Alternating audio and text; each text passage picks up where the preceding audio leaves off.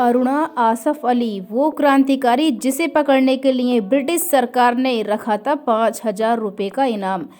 भारत को स्वतंत्रता दिलाने के लिए बढ़ चढ़कर हिस्सा लेने वालों में क्रांतिकारियों में अरुणा आसफ अली का नाम भी दर्ज है। वो आज़ादी के लिए किए गए आंदोलनों में उस दौरान की लीडिंग महिला सेनानी थी। उन्होंने 1942 में भारत छोड़ो आंदोलन का नेतृत्व भी किया था। जनता ने उस दौरान उनका नाम ग्रैंड ओल्ड लेडी रख दिया था।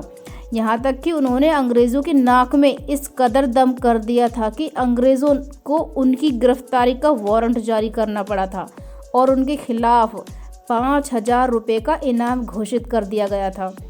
तो चलिए हम आपको आज़ादी के दौरान की उस नायिका अरुणा आसफ अली के बारे में बताते हैं, जिनके साहस और आत्मविश्वास से ब्रिटिश सेना तक खौफ खाती थी।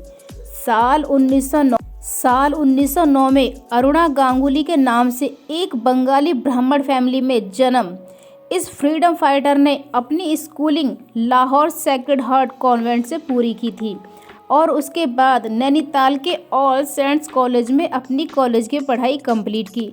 इसके बाद उन्होंने बतौर टीचर कोलकाता के गोखले मेमोरियल स्कूल में पढ़ाना शुरू कर दिया।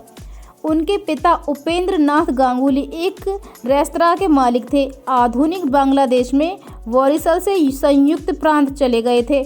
यह 19 साल की उम्र में साल 1928 में उन्होंने भारतीय नेशनल कांग्रेस के प्रमुख आसफ अली से शादी कर ली। इस रिश्ते से उनके परिवार वाले खिलाफ थे क्योंकि उनके पति दूसरे धर्म के होने के साथ ही उनसे 23 साल बड़े थे।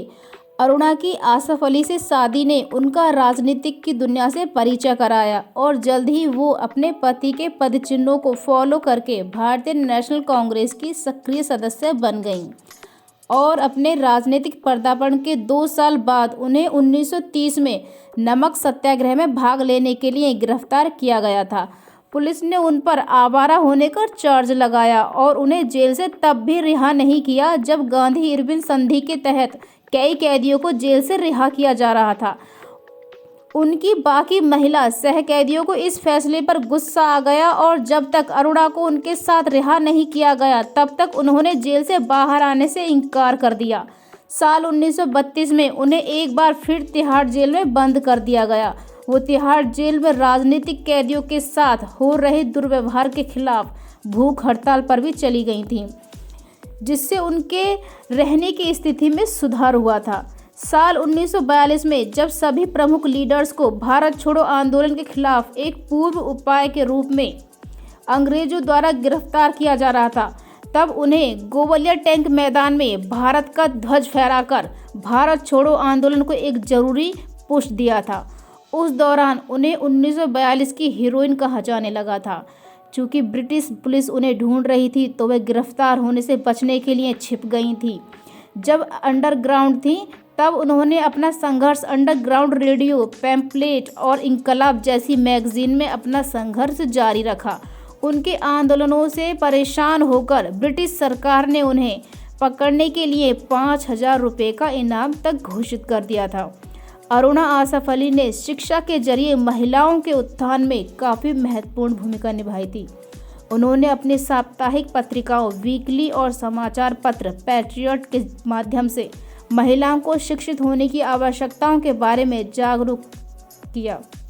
आज़ादी के बाद जब वह जनता के कार्यों में सक्रिय रहीं और 1958 में दिल्ली की पहली महिला मेयर चुनी गईं। वह नई दिल्ली में वामपंथी झुकाव वाले न्यूज़पेपर और साप्ताहिक मैगजीन लिंक चलाती थीं। उन्हें 1992 में पद्म विभूषण से सम्मानित किया गया। अरुणा का 29 जुलाई 1996 को देहांत हो गया। उनके निधन के 1 साल बाद उन्हें 1997 में भारत रत्न से सम्मान किया गया। आपको ये वीडियो कैसी लगी प्लीज़ कमेंट बॉक्स में ज़रूर बताएं और वीडियो पसंद आई हो तो लाइक, शेयर, सब्सक्राइब ज़रूर करें।